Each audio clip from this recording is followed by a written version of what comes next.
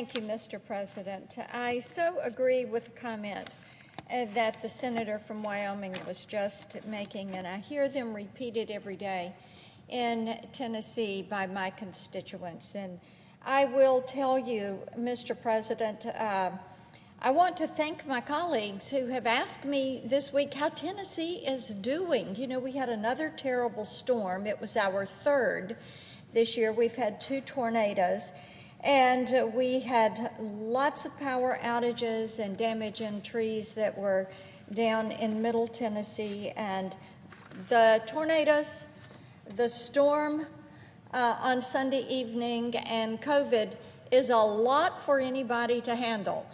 But I think the senator's point is so well taken. Wyoming, Tennessee, these are states that are saying, we can do this.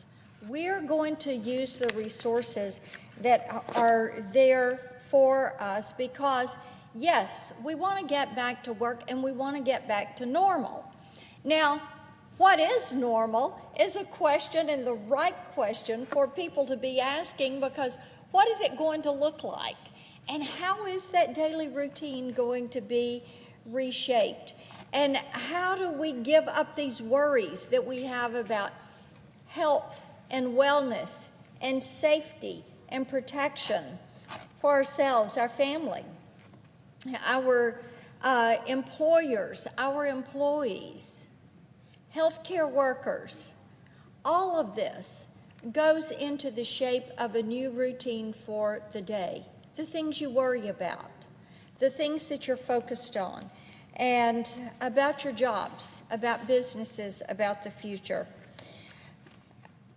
Another point that comes up regularly from Tennesseans was well made by a Wall Street Journal article that ran on Monday, and it was discussing that the U.S. government would borrow $4.5 trillion this year, for this fiscal year.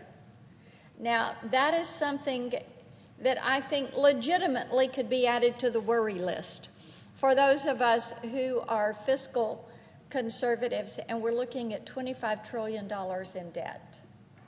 And we are looking at this debt load and thinking about that in relation to our GDP, thinking about the importance of federalism. And we are very concerned about this. We are going to have, CBO says, our annual deficit is going to be the highest it has been since World War II. Now, when we think about that, we have to think about the fact that the greatest generation looked at that and they said, let's get in behind this and let's get that debt down. They were good about that. I think about parents and relatives and grandparents, and what did they say? If there was a task to be done, let's go do it. That's why they lined up and they fought in World War II. And they reshaped the way our communities worked. They planted victory gardens. They changed their daily routines and they went to work. But they said, let's get in here and let's get this job done. And they then put their focus on economic growth when they came out of the war. And look at what they accomplished. So while we think about the economy shrinking and jobless numbers growing and our vulnerable citizens, we have to think about the high price that is being paid there. We also have to think about what it does to our children and our grandchildren, because our forebears certainly thought about that for us. And our children and grandchildren deserve no less. Now, when I'm talking with Tennesseans who are stuck at home and they're watching the news every night and they are listening to what we're saying, they're in on Zoom meetings, and we're communicating with them daily.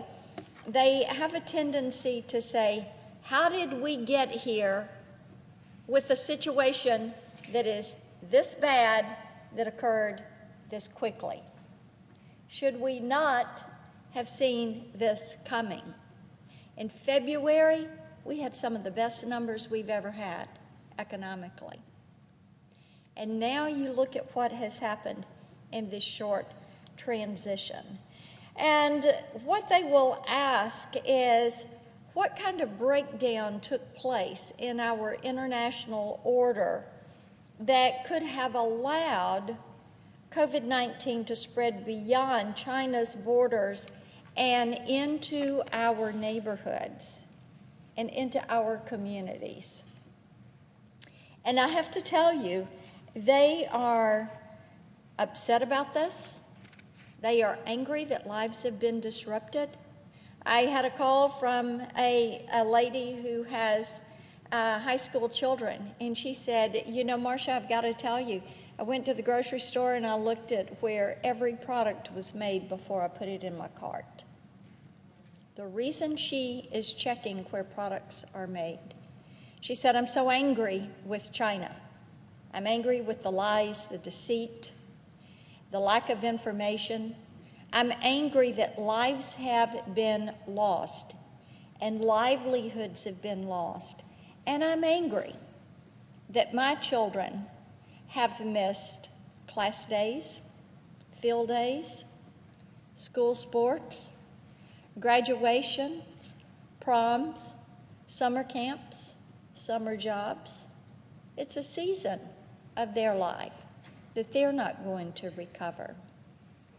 So loss of life and livelihood and the order that we've had is the reason that Tennesseans are turning to us and they're saying, we expect you to investigate what happened, to review it, to oversee it, and to make certain that our preparation is better and more forethought is given to how we're going to address this. Addressing all of these federal agencies and making certain that the bureaucracy doesn't get in the way of the decision-making. Now, at this point, we do know that there are a lot of unknowns. But what we do know is this, that the Chinese government, the Chinese Communist Party, the Chinese government spent the early days of the COVID-19 outbreak destroying testing samples, intimidating doctors, expelling journalists, hiding information, lying to the world. You know, Mr. President, it's so interesting that they still have not let the scientists from the CDC into that Wuhan virology lab. They still don't want anybody in there. They lied to everybody about how dangerous this was, and they did that on purpose. Think about it, an intentional act of deception. An intentional act of deception.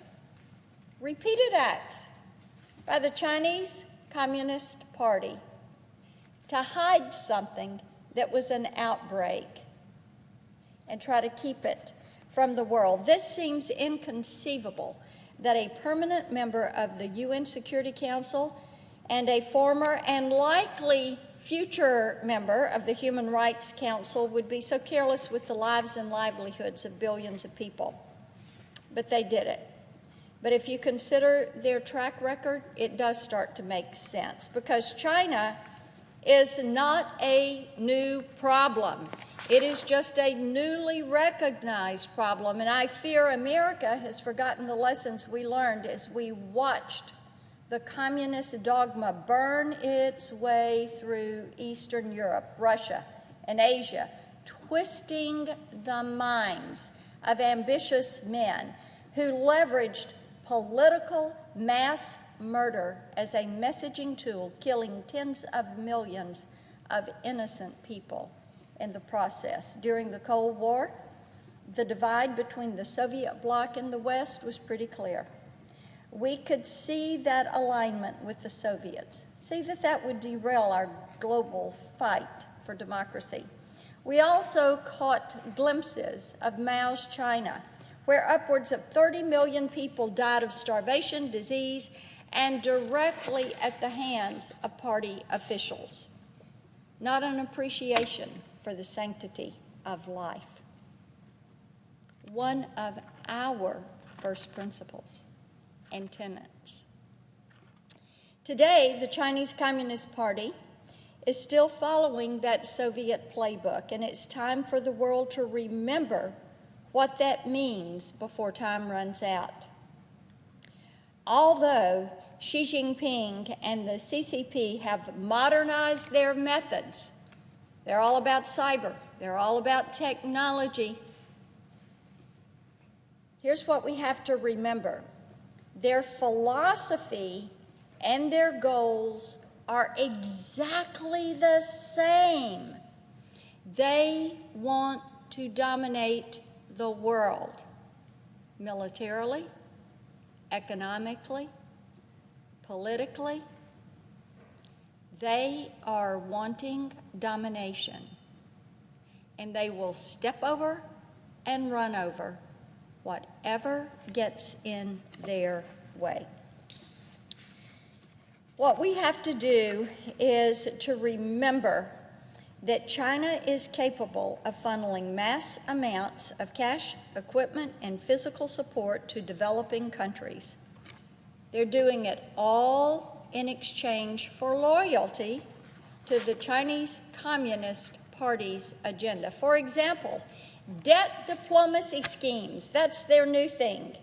Debt diplomacy schemes have ensnared Sri Lanka and Djibouti and other countries in Africa and Asia. Those countries have in turn opened the doors to strategically important ports and waterways and granted access to valuable natural resources. To be clear, these are not aid programs. They are tools of manipulation offered to nations in desperate circumstances. For nations not in desperate circumstances, Beijing has to work a little harder, but they still are working to get the job done. They count on the promise of cheap labor and production and low-cost products to open doors with nations that normally are not going to work with somebody with such an abysmal human rights record as China has. The world is recalling some very hard lessons right now, but there's a path forward. We must secure our supply chains, and we must begin to return these critical infrastructure supply chains to the United States to make certain that we can bolster ourselves and that we're not completely dependent on China for some items that are essential for us. The pharmaceutical supply chain is one where I have focused with Senator Menendez with our SAMC legislation. This week, Senator McSally and Senator Daines and I introduced the Stop COVID Act to hold China legally liable for the damage caused by the spread of the novel coronavirus. Our colleagues have other pieces of legislation that are the same focus: accountability for China and making certain this doesn't happen to us again. And I encourage all of my colleagues to look at these. And I also encourage my colleagues to accept that our relationship with China is broken right now, and that it was never that great to begin with, but right now it is broken. It is time for us to realize that we have to treat China as an adversary, and we have to protect ourselves as we move forward. I yield the floor.